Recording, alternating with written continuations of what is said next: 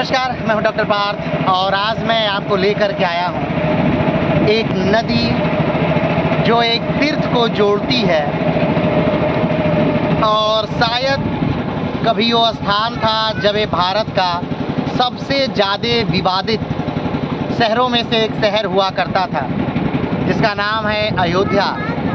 अयोध्या का अर्थ होता है जिसे कभी जीता ना जा सके, उसे कहते हैं अयोध्या। अगर अयोध्या में हम तीर्थों की बात करें तो यह अयोध्या तीर्थों का संगम है, ना सिर्फ वैदिक धर्म का ही, ना सिर्फ ब्राह्मण धर्म का ही, बल्कि जैन का भी ये एक प्राचीन तीर्थस्थल है। उसके उपरांत सिखों का भी ये एक प्राचीन तीर्थस्थल है। इस्लाम का भी ये एक तीर्थ के रूप में ही जाना जाता है। तो आइए थोड़ा सा हम बात करते हैं विस्तार से कि इस नदी का इस शहर से क्या लेना है। एक वंश हुआ करता था कभी भारतवर्ष में, जिस वंश का नाम है इक्ष्वाकु वंश। भारत के सबसे प्राचीन वंशों में से ये वंश है। इक्ष्वाकु वंश नाम होने का तात्पर्य ये था कि इक्ष्वाकु एक राजा थे और इतने प्रतापी राजा हुए कि उन्हीं के नाम पर इस वंश का नाम इक्ष्वाकु पड़ा। इसी वंश में राजा रघु का जन्म हुआ, इसी में दशरथ का जन्म हुआ, इसी में राम का जन्म हुआ, इसी में जैन धर्म के प्रथम तीर्थंकर ऋषभदेव का जन्म हुआ, इसी में जैन धर्म के 14वें तीर्थंकर का भी जन्म हुआ। तो अगर देखा जाए तो ये वंश काफ़ी बड़ा और काफ़ी प्राचीन वंश था भारत में। राम के जन्म से अयोध्या ने एक नई सांस ली। कहा जाता है वाल्मीकि रामायण के अनुसार कि 27 वर्ष की उम्र में राम को वनवास हुआ। राम 14 वर्ष वन में रहे और फिर उसके उपरांत राम वन से जब आए तो उनका राज्याभिषेक हुआ। राम के राज्याभिषेक के बाद राम ने 11,000 वर्षों तक इसी सरयू के किनारे अपनी राजधानी अवध या यूँ कहा जाए साकेत या अयोध्या में उन्होंने 11,000 सालों तक राज किया। जब कहा जाता है कि भगवान का कार्य जब समाप्त हुआ, श्री राम का कार्य जब इस पृथ्वी पर समाप्त हुआ, तो हनुमान को संरक्षक के तौर पर नियुक्त करके श्री राम ने जल समाधि ली अपने सारे प्रियजनों के साथ और कहा जाता है कि वो सीधे वैकुंठ में गए।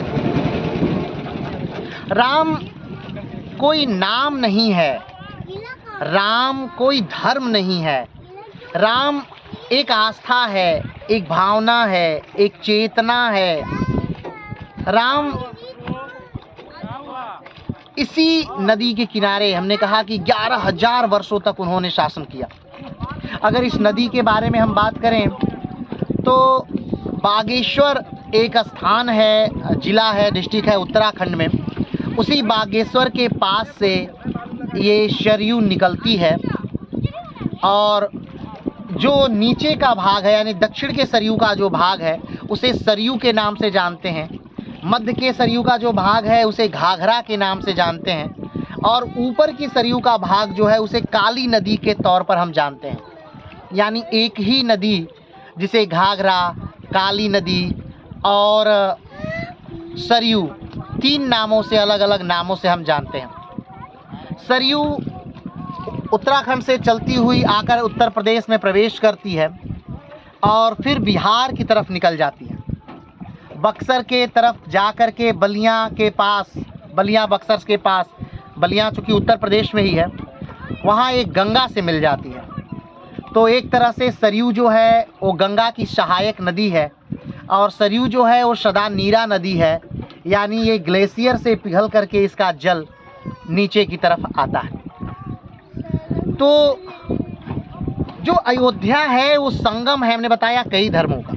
जब भी आप अयोध्या आइए तो आप 5 जैन ऋषि या 5 भगवान जिन्होंने चूँकि कुल 24 तीर्थंकर हुए जैन धर्म में, और उसमें से 5 तीर्थंकर जो थे उनका जन्म इसी अयोध्या नगरी में हुआ। तो जब भी आप अयोध्या आइए तो उन जैन तीर्थंकरों के जन्मस्थली पर भी आप जाइए, जिसमें जो पहले जैन तीर्थंकर थे ऋषभदेव, उनकी भी जन्मस्थली यहीं पर।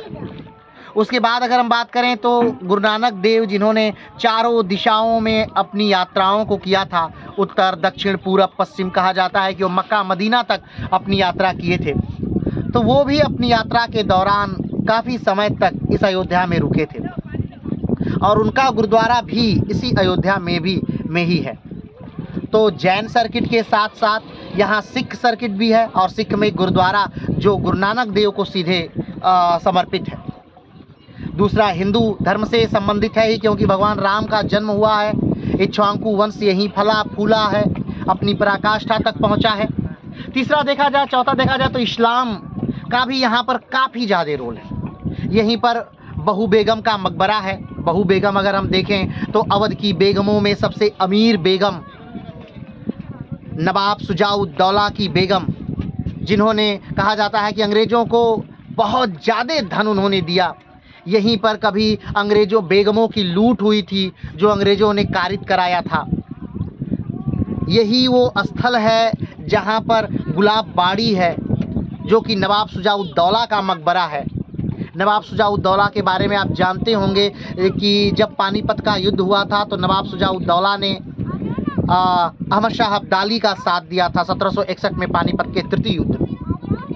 तो एक तरह से देखिए, एक तरफ इस्लाम सर्किट अयोध्या में बसा हुआ है, दूसरी तरफ हिंदू सर्किट अयोध्या में बसा हुआ है, तीसरी तरफ जैन सर्किट अयोध्या में बसा हुआ है, यानी कि हर धर्मों का, चौथी तरफ सिख सर्किट भी अयोध्या में बसा हुआ है।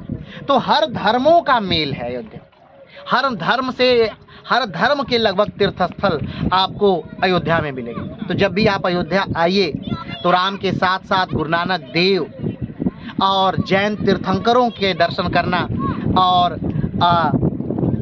अवध की शानो शौकत और या कहा जाए तो अवध की नवाबियत या लखनवीपन जो है, उसका जो मूल है वो कहीं न कहीं इसी फैजाबाद में है, क्योंकि फैजाबाद कभी अवध के नवाबों की राजधानी हुआ करता था। बाद में अंतिम समय में जो राजधानी क्षेत्र था वो बदला गया और लखनऊ किया। तो चलिए आज के लिए इतना ही, फिर मिलते हैं एक नए वीडियो के साथ, एक नए स्थान के साथ। तब तक के लिए नमस्कार, धन्यवाद, जय हिंद।